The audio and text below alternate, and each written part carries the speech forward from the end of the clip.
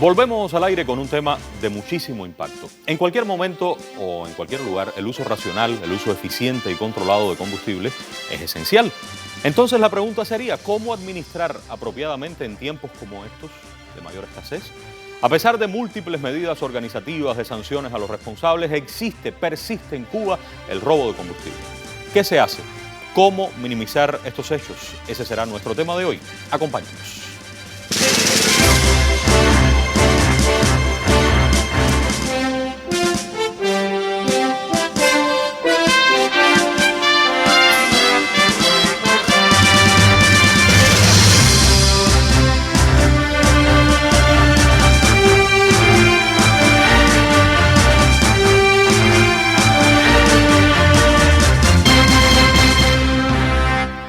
Bueno, por la importancia de este tema, hemos invitado a varios organismos que están con nosotros. Voy a dar en primer lugar la bienvenida al Teniente Coronel Asmel Rojas Águila, segundo jefe del Departamento Económico Social de la DTI, del Ministerio del Interior. Teniente Coronel, bienvenido. Un saludo, Humberto. Primera vez en el programa, así es que... Primera vez en el programa. Espero que no sea la última y se sienta como en casa. No va a estar solo el Teniente Coronel Yudenia San Miguel Ramírez, fiscal jefa del Departamento de Procesos Penales de la Fiscalía aquí en La Habana, aunque viene a hablar de la Fiscalía en sentido general de todo el país. Fiscal, bienvenida también, un gusto. Muchas gracias por la invitación. También la primera vez. Primera vez. Está con nosotros Mario Pedroso Caballero. Todo el mundo lo conoce por Pedroso, director general de la empresa de grupos electrógenos y servicios eléctricos de la Unión Eléctrica en nuestro país. Pedroso, bienvenido también. Bien, gracias por la oportunidad. El gusto es nuestro. Y Yarianna Guerra González es la directora general de la empresa comercializadora de combustibles de la Unión Cuba Petróleo del Ministerio de Energía y Minas. Gracias por la invitación. Un gusto que esté también con nosotros, directora. Me explicaba la fiscal que para los 4 es la primera vez y para mí entonces el gusto está multiplicado por 4. Sin embargo, vamos a hablar de un tema muy serio, porque tomar lo que no es de uno en cualquier momento es un problema. Pero si usted está apropiándose de eso que está escaso, y eso que está escaso provoca un daño mucho más allá de lo que se puede ver en lo inmediato, las consecuencias son muy graves. Quiero comenzar con usted, Teniente Coronel, y que me diga ahora mismo para el Minin si de robo de combustible, estoy hablando de robo de combustible en todos los sentidos, donde quiera que haya combustible, si de robo de combustible se trata, ¿cuáles son las prioridades para el Ministerio del Interior en Cuba hoy? Bien, Humberto, en primer lugar decirle que el Ministerio del Interior, a partir de la crisis que tenemos con el combustible, tiene una prioridad al enfrentamiento a los delitos contra los combustibles. En primer lugar, los hechos de combustible se enfrentan en los puntos de control, en la frontera de provincia por lo general. Segundo lugar, la vigilancia en los puntos, en los patrullajes, en las modelaciones operativas, en los diferentes servicentros, no de la capital, como dice usted, sino del país, en función de detectar coleros, indisciplina, ilegalidades, hasta la venta de combustible en los alrededores de estos servicentros. Sí. Como práctica, el sistema de trabajo del Ministerio del Interior desarrolla eventos preventivos profilácticos, no solo en las partes de las comercializaciones de combustible. Esto se ha trasladado ya a los puntos de recepción de combustible, almacenaje en la refinería, dando un recorrido a la ruta crítica de combustible en estos casos. ¿Qué más? Terminamos también en la parte de la organización del trabajo nuestro con las entidades estatales, digamos CUPE, digamos Unión Eléctrica. Ahí lo primero que estamos haciendo en esto es la neutralización de los hechos en el corte del hecho, en el corte público, cómo se llevan la investigación de esta y posteriormente eliminar las causas y condiciones que propician estos hechos delictivos. Neutralización oportuna de los hechos delictivos es llegar en el momento que tienen que llegar para agarrar al que está cometiendo el delito. ¿Es eso? No solo, Humberto. Ya hablamos primeramente de la prevención. Ese es el primer paso. Sí. El segundo paso sí es el corte público de conjunto. Corte público. Corte público. Ya ese es el enfrentamiento como tal de los órganos ministeriales, de los diferentes órganos del Ministerio del Interior. Lo que se ve más. Exacto. De los diferentes medios. ¿Están haciendo eso, de llegar a un lugar y encontrar a la gente robando el combustible ahí? Sí. ¿Eso está ocurriendo? Está ocurriendo. ¿De noche sobre todo, de día también? Por lo general, en la noche. ¿En qué lugares fundamentalmente están haciendo? Estamos enfrentando en los grupos electrógenos. Sí. Estamos enfrentando en CUPE, en las bases de almacenamiento de combustible. Y en las bases de ómnibus también existe otro tipo de enfrentamiento.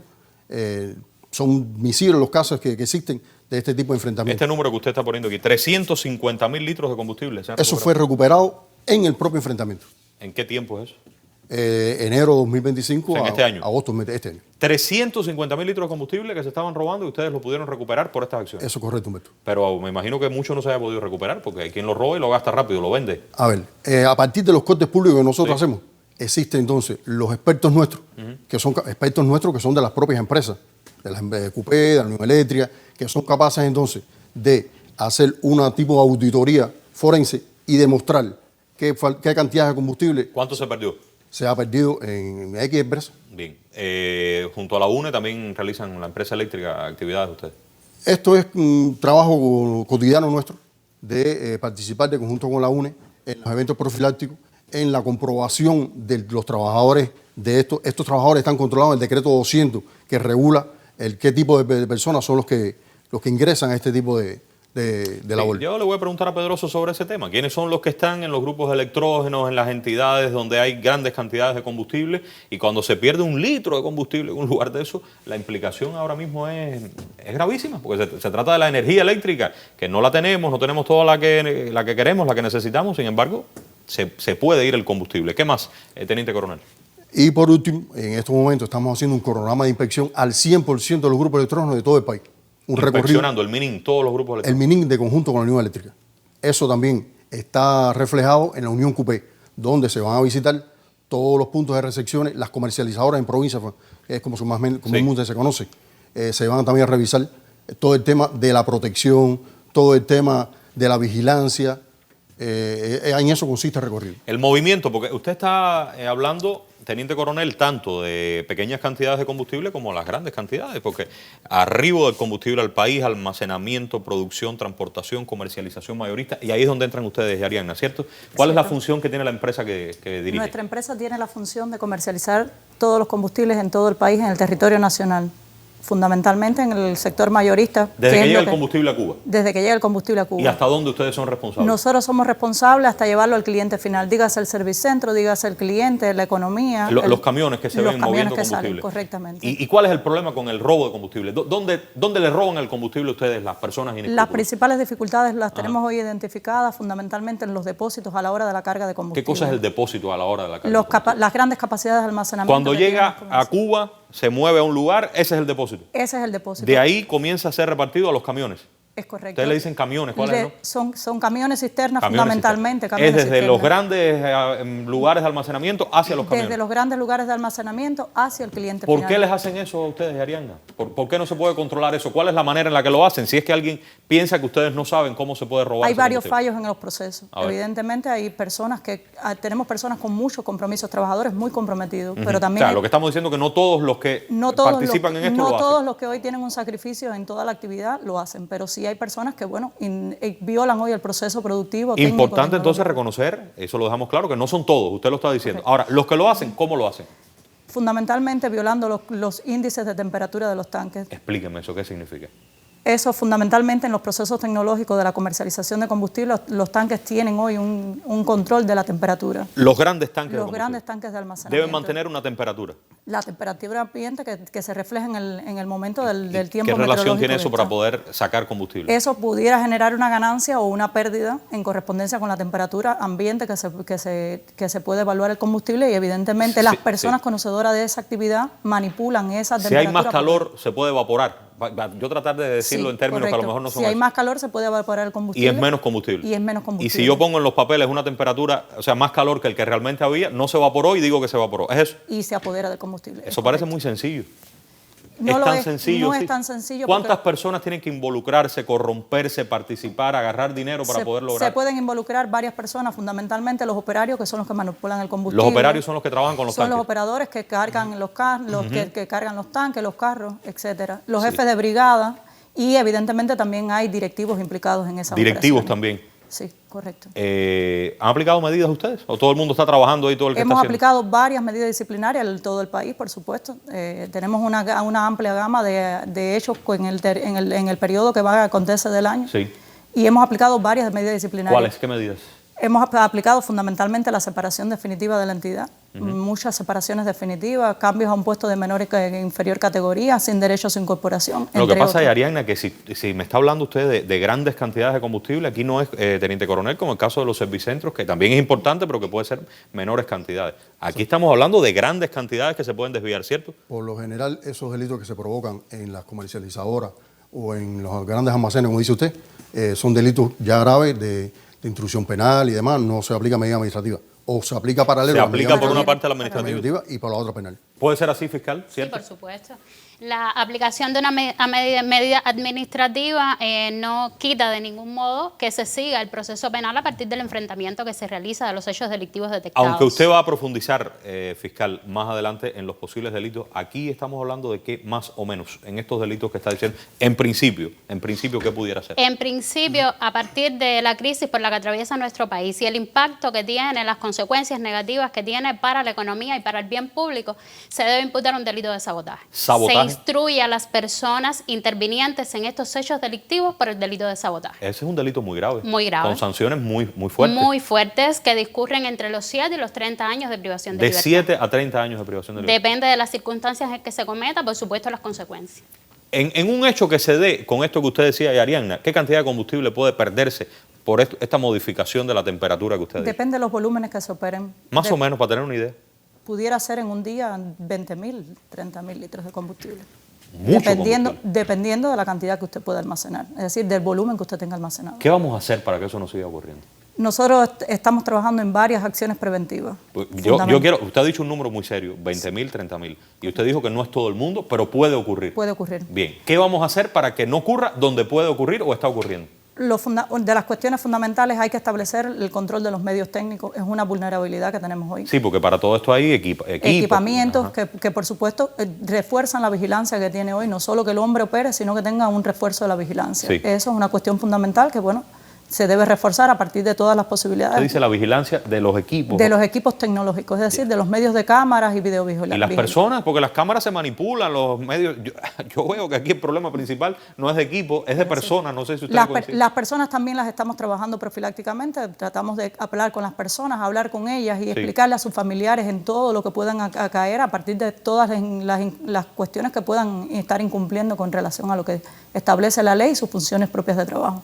¿Tienen procesos penales ustedes? Tenemos procesos penales. En este momento. Tenemos varios procesos penales en todo el país. Fundamentalmente, bueno, tenemos algunos abiertos en varias de nuestras empresas. Radicamos en todo el país, en cada una de las provincias, y tenemos más de 4 o 5 procesos penales abiertos. ¿Esto es difícil de detectar o es fácil de detectar? Es difícil de detectar. Es difícil. ¿Es imposible de detectar? No es imposible. Para detectarlo, ustedes tienen que trabajar más, los jefes, ustedes que son los jefes de todo eso. Ustedes tienen la responsabilidad directa sobre las personas que tienen los recursos. Tenemos grupos de supervisión que trabajan en todo el país haciendo revisiones constantes de todo el proceso productivo y de todo el proceso de control de combustible. O sea, que pueden seguir robando y ustedes no se dan cuenta, pero cuando llegan pueden encontrar. Es correcto. ¿Es así?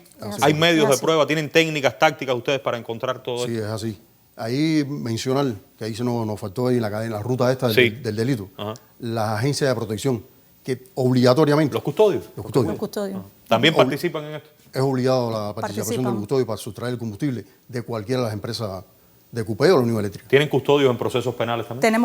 Tenemos mayormente los procesos de custodio, es decir, de los custodios son agentes contratados con el SEXA u otras instituciones. ¿Sabotaje también puede ser para un custodio? Por supuesto. ¿Fiscal? Todas las personas... Ese no tocó nada, lo que estaba en la puerta nada más, o en la hora de entrar y salir. Como ha explicado el teniente coronel, la función de este agente o custodio es necesaria para la realización, la comisión del delito. Y el delito de sabotaje no puede salir si no es por donde él está. Si él dice que no sale. Exactamente. Esta persona, por supuesto, mantuvo una cooperación directa y necesaria para cometer este delito que ocasionó las consecuencias graves que impactan en el orden interior del Estado, en la seguridad nacional. Yo le voy a mostrar, teniente coronel, algunas imágenes que yo tengo aquí de diferentes casos, algunas incluso se publicaron en su momento en redes sociales, otras no, y que usted me diga, vamos a ver, por favor, ¿qué es lo que tenemos ahí? ¿Qué estamos viendo aquí, teniente Ese es el grupo electrónico Berroa. Berroa, aquí en La Habana. Aquí en La Habana. ¿Qué pasó en Berroa? Ahí, de común acuerdo, operarios, jefe de brigada, agentes de seguridad y protección, en contubernio con vecinos que están cercanos a este emplazamiento. Estas casas que se ven ahí. Estas casas que se ven. Aquí vemos. Exacto. Un pequeño asentamiento. Algunas casas de esas, ¿no? Algunas casas. No es que sean exactamente esas que se vieron ahí. No. Ajá. Ahí hay 2 casas específicas que tenían ese combustible que era sustraído de aquí del emplazamiento. Combustible que posteriormente era comercializado fundamentalmente a portadores privados, legales e ilegales, que acceden al... A boteros. A boteros. Exacto. El combustible de los grupos electrógenos de Berroa, 2 casas que estaban al lado, lo sacaban y se lo vendían a boteros. ¿Es eso lo que ustedes? Eso es correcto. Bien, ustedes detectaron todo. Detectamos... ¿En qué punto está eso? Está en la parte de expediente fase preparatoria. Ajá.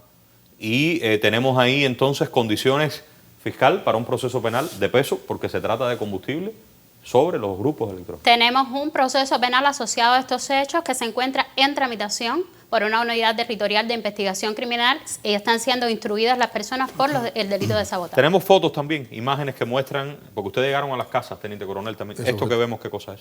Esos son tanques de 20 litros y 25 litros que son trasladados en el vagón de ese cemento, de agricultura, de la construcción, sí, hacia los lugares. Estas son las fotos por lugares de sustracción de combustible. ¿Por dónde lo sacaban ahí? Por lugar no destinado para sustracción de combustible. Ah, o sea, crearon eso ahí para sacarlo. Exacto, y tiene un acople que de ustedes se rosca el flexible y acopla esa manguera y puede empezar a llenar la cantidad de combustible que usted... Vamos a ver imágenes. Dinero, también tenían dinero, celular. Sí, ese es producto al pago de la acción de sustracción de combustible.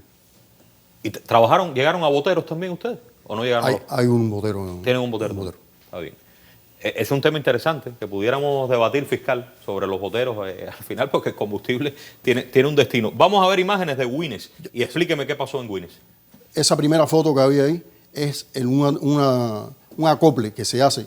Usted cierra la llave, no pasa combustible, hace el acople de esa que se vio anteriormente y fluye el combustible como si fuera... ¿Qué lugar es ese en Güines, provincia de Mayabeque? ¿Qué lugar es? El grupo electrógeno. El grupo electrógeno también. Sí, cercano del mismo poblado. Del mismo poblado. Implicación igual. Lo mismo que en Berroa. Lo mismo que en Berroa. Pero aquí ya sí los receptadores son pequeños agricultores que venían en carretones o a caballo a buscar el combustible de lo que habían pedido en ese momento. Esto es para el arado de la tierra, regar el agua con turbinas. Aquí no solo es combustible, aquí es lubricante también. También lubricante. Lubricante también. Hoy el precio del lubricante está en 1.500 pesos. Vamos a preguntarle a Pedroso, que se suma a la conversación, que los lubricantes son muy importantes en estos grupos, Pedroso. Es vital para la vida del motor. O sea, si usted se lleva el combustible, se para el equipo, ¿no? Es correcto. Y no funciona, pero no se rompe. Pero si se lleva el lubricante... Fíjese que el lubricante en la tecnología, en el diésel, fundamentalmente, cada vez que trabaja entre 18 y 20 horas, usted tiene que rellenarlo de combustible. Entre 18 y 20 horas tiene que rellenar. Rellenarlo de combustible. Por procedimiento, usted lo para a 18, revisa sus parámetros y rellena el aceite que se necesite. El aceite. El aceite. Y si se llevan el aceite, entonces, ¿qué puede ocurrir? Que se funda el motor. Se funde el motor. Se pierde el motor. En un grupo electrógeno como este, ¿qué significa eso? En términos de corriente, de persona, de afectación. Bueno, hay grupos electrógenos. Bueno, esos grupos, el diésel es 1.8 MW, hay de 2.1. En el fuel también hay de 1.8. Tradúzcame eso en persona. Bueno, por ejemplo, yo te pongo el ejemplo que explicaba el teniente coronel que usted hablaba hace un rato. Sí. Con los 350.000 litros de combustible que él explicaba, se le podía dar servicio eléctrico a 5.500 viviendas durante un mes. ¿Durante un mes? Durante un mes. 5.500 viviendas. 5.500 viviendas. Vamos a ver imágenes de otro lugar. Y dígame, teniente coronel, aquí de qué se trata. Este es Habana 220. ¿Qué es Habana 220? Habana, otro grupo electrógeno, igualmente, de aquí de la capital. Este es aquí en la capital, el retante era en Mayabeque. Sí. Este ve el flexible, igual, sustrayendo combustible por lugares no destinados.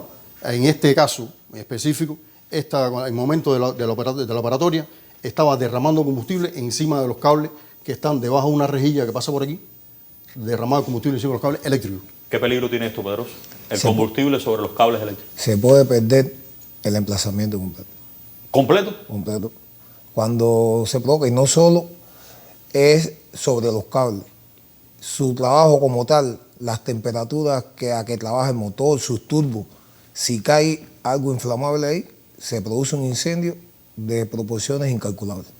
Y como esa materia prima hay tanto combustible acumulado, tanto en los motores como en los depósitos, si empieza un incendio ahí, lo más probable es que se pierda el emplazamiento. Esos lugares, Pedroso, esos lugares están solos, ahí no hay gente de ustedes, ahí no hay trabajadores de ustedes. Sí, sí, cómo no. ¿Y qué pasa? En estos tres, por ejemplo, y en otros, ¿dónde están? ¿Son ellos los que lo están haciendo? Son las personas más allá de la tecnología. Yo recuerdo hace un año aquí, poco menos de un año, el director Alfredo de la Unión Eléctrica, que hablaba de la tecnología y demás, de acuerdo con todo lo que pongamos, pero ¿y la gente, las personas? Independientemente, mira, Humberto, la Unión Eléctrica y sus organizaciones están conscientes de la prioridad que el país le da al sistema eléctrico y de los recursos que ponen a su disposición para su buen funcionamiento. Y esa satisfacción que tenemos nosotros, esa inconformidad perenne por el cumplimiento de estas responsabilidades, va llevado a eso. No solo son las tecnologías, cualquier tecnología que usted ponga siempre puede ser vulnerada por el hombre. Por eso una de las líneas de trabajo en nuestras organizaciones es el trabajo con las personas. Se está profundizando en la selección del personal. Y no solo la selección del personal, porque cuando usted selecciona el personal, en ese momento puede ser muy bueno. Pero en el transcurso del tiempo se puede desviar. No, es que yo no me imagino. Si le pregunto a la fiscal por la cuestión de los antecedentes penales, por poner un caso, me podrá explicar y decirme, bueno, si usted los cancela y demás. Hay gente que no puede trabajar en esos lugares. No, más allá.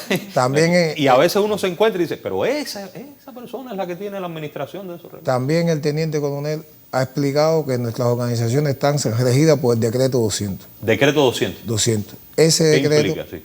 ese decreto no permite, no permite que personas que hayan tenido antecedentes penales que puedan trabajar ahí. Ese proceso de selección. ¿Están trabajando en eso? Se trabaja. Nosotros para poder ingresar se le hace una selección, se investiga, tenemos detectives contratados que van a investigar, pero ese no es el problema. Usted en ese minuto puede ser pero eso tiene que hacerlo también. Claro, eso se hace. Pero en ese hay que saber minuto, a quién están llevando ahí. Eso se hace. Y después hay que seguir haciendo más cosas. Cosas. Nosotros no hemos tenido casos que hayan entrado personas con antecedentes penales. ¿No?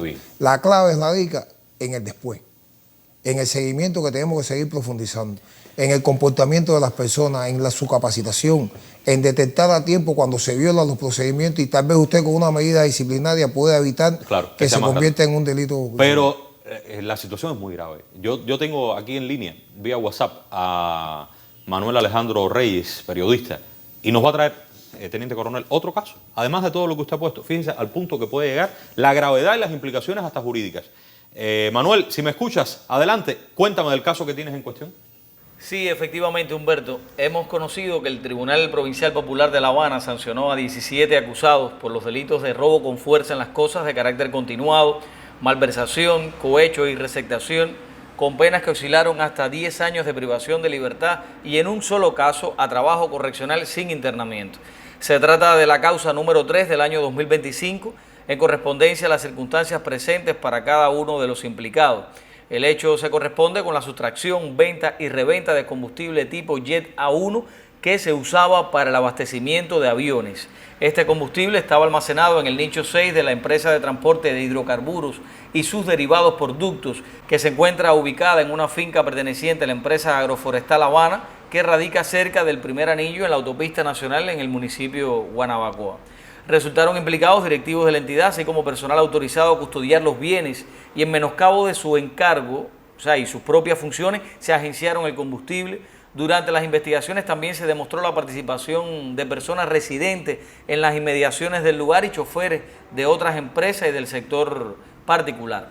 A raíz de estos hechos, la empresa de transporte de hidrocarburos y sus derivados productos tuvo una afectación económica de 812.071 litros de combustible para un total de cerca de 18 millones de CUP a precio subsidiado.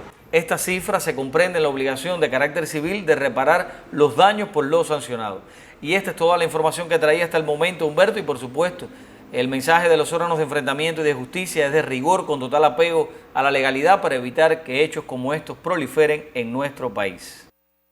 Gracias Manuel. 800.000 litros, teniente coronel. ¿Es lo que se está diciendo? Eso es correcto. Pero es lo mismo que en los otros lugares. Los vecinos cercanos a esas zonas donde hay altas concentraciones de combustible, autos particulares, directivos que participan. ¿Se parece mucho todo esto? Le explico con detalle.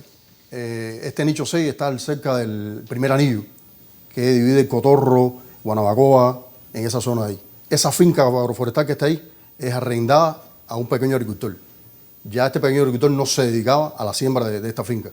Lo que hacía era introducir los camiones de diferentes empresas de conjunto con los trabajadores del ducto de Cupé para la sustracción de combustible. Ahí pudo provocarse un derrame de combustible que todas esas tierras que son tan fértiles no pudieran producir en estos momentos. Hay que seguir hablando, Pedroso. Estas son personas, gente suya. Sí, hay que seguir hablando con la gente, porque con sanciones no se resuelve. Ahora vamos a hablar del sabotaje, pero yo sé que ustedes están haciendo eso, ustedes también en la empresa comercializadora. Sí, sería bueno recalcar. Nosotros, alertar una y otra vez. No nos vamos a cansar nunca, porque lo que sí tiene que estar claro, que esta guerra sin cuartel no va a quedar impune y y nosotros alertamos, se le escribe, se hacen cartas personalizadas. Esas imágenes ven es los directivos intercambiando con cada trabajador, explicándole pero no las solo consecuencias con su familia. No solo los directivos hablar con los trabajadores. Tiene que venir un directivo superior que hable con los directivos, porque también usted tiene a los directivos, como acaba de decir el teniente coronel. O sea, que aquí hay que hablar con todo el mundo. Sí, es como una vacuna que hay que ponerse. Cuando te hablaba de los directivos, es los directivos a nivel nacional. Con todo el mundo, sí. Con todo en general. Se trabaja con todos, los directivos, los operarios, de todos los rangos que tengamos en las empresas. Bueno, si no, la Fiscalía tendrá que llegar con las sanciones, pero antes también la Fiscalía está llegando. Sí, por supuesto. La Fiscalía, como parte del cumplimiento de sus funciones, atendiendo a que se trata indiscutiblemente de una actividad priorizada, participa también en acciones de prevención. Por ejemplo, las verificaciones fiscales que se ejecutan, cuyo objetivo específico siempre tiene el control del uso del combustible. Sí. También tenemos un sistema de recepción de peticiones, quejas y denuncias de la población. La Fiscalía General de la República tiene 10 vías de atención para que las personas puedan poner en nuestro conocimiento las denuncias que posean, que tengan, y se investigan y se le da el tratamiento correspondiente a través de los procedimientos establecidos. O sea, se pueden denunciar estos hechos. Cuando usted conozca de desvío, robo de combustible, se puede llamar a la Fiscalía. Supuesto, por cualquiera de esas vías. Por cualquiera de esas vías, incluso a través por vía anónima. ¿También? Nosotros tenemos buzones en todas las sedes de la Fiscalía, en las afueras de las sedes de las Fiscalías municipales, provincial y general, donde se pueden colocar las informaciones relacionadas con infracciones que puedan tributar a procesos. Y cuando van en las delictivos. verificaciones fiscales, el combustible siempre se revisa. Siempre. ¿No? Son muchos los objetivos que se persiguen a partir del interés. Puede ser una verificación de interés local o sectorializada, pero siempre el control del uso del combustible es objetivo específico. Háblame finalmente del delito de sabotaje. Bien, aquí se exponía por el periodista del Ministerio del Interior lo relacionado con esta causa, que ya es un proceso finalizado. Un proceso que fue sancionado por robo con fuerza en las cosas. Por supuesto, ocurrió en un periodo anterior esa investigación y los hechos también. Atendiendo a la crisis por la que hoy atraviesa nuestro país, atendiendo a la generación eléctrica y la afectación que tiene el sistema electroenergético vinculado a la escasez de combustible, y atendiendo principalmente a la afectación que se ocasiona al bien público, a las personas, al pueblo del que nosotros somos parte, y las consecuencias negativas que ocasiona para la seguridad nacional, indiscutiblemente estamos hablando de un delito de sabotaje. Hay una disposición del Tribunal Supremo sí, que así por lo supuesto, considera. como parte de las facultades que tiene el Tribunal Supremo Popular en la reinterpretación tanto de la práctica judicial como de las normativas, se emitió en el mes de mayo de este año el dictamen 475, donde califica los hechos vandálicos, denominados hechos vandálicos, a infraestructuras estratégicas de nuestro país. Y algo curioso, como también lo tipifica el delito de sabotaje, que a veces es de desconocimiento de la población. Sí. Aun cuando una persona no realiza los actos de manera directamente intencional, puede prever las consecuencias que va a producir, los daños que va a producir, y es autor del delito de sabotaje. Prácticamente todo lo que se ha explicado aquí, ¿no? Exactamente. Sea o no trabajador, digamos, que esté vinculado, sea una persona que no tiene una relación directa, pero va allí para realizar el acto. Es de eso de lo que estamos hablando. Exactamente. Pero yo entiendo, fiscal, que el elemento común aquí es la situación tan complicada que estamos viviendo con el combustible y las consecuencias de que se pierda un litro de combustible. Yo lo veo incluso más allá de la cantidad. No sé si ustedes tienen esa percepción. Por supuesto que sí. Claro, si la cantidad es grande, la afectación es grande. La afectación es mayor, pero siempre va a existir una afectación. Un litro de combustible puede representar una prestación de servicio, puede representar al sistema de la infraestructura crítica que hoy tenemos en el país. Bueno, aquí no se acaba el tema. Yo sé que queda mucho por decir y lo primero que vamos a hacer es en 7 días estar, como siempre, en Radio Rebelde, después de las 7 de la mañana con 10 minutos, a través de todas las frecuencias de la emisora de la Revolución en Haciendo Radio, y vamos a seguir con los 4 invitados profundizando. Usted tiene una semana para preguntas, dudas, inquietudes, pero dejar claro algo: robar los recursos del pueblo, aquí se ha dicho, eso será siempre muy grave. Pero si se trata de combustible y con ello se afecta, lo acaba de decir la fiscal, se provoca un daño al pueblo, al cubano que resiste, al cubano que sigue construyendo, desafiando retos. Si se provoca eso, los responsables, los que participen en el robo de combustible, deberán saber que el peso de la ley será muy fuerte. Como también se ha dicho aquí, lo más importante no es sancionar, sino cuidar, administrar y administrar correctamente, responder por los recursos que se manejan y que se usen para lo que están destinados en bien de la mayoría, no del habilidoso, del tramposo, del vivo, que por tener el recurso a su alcance o porque no lo está cuidando bien, el que debe hacerlo, nos lo quita a todos los demás. En medio de momentos difíciles, esa no puede jamás ser la solución, la más fácil para vivir. Volveremos con el tema, será muy pronto. Muchas gracias.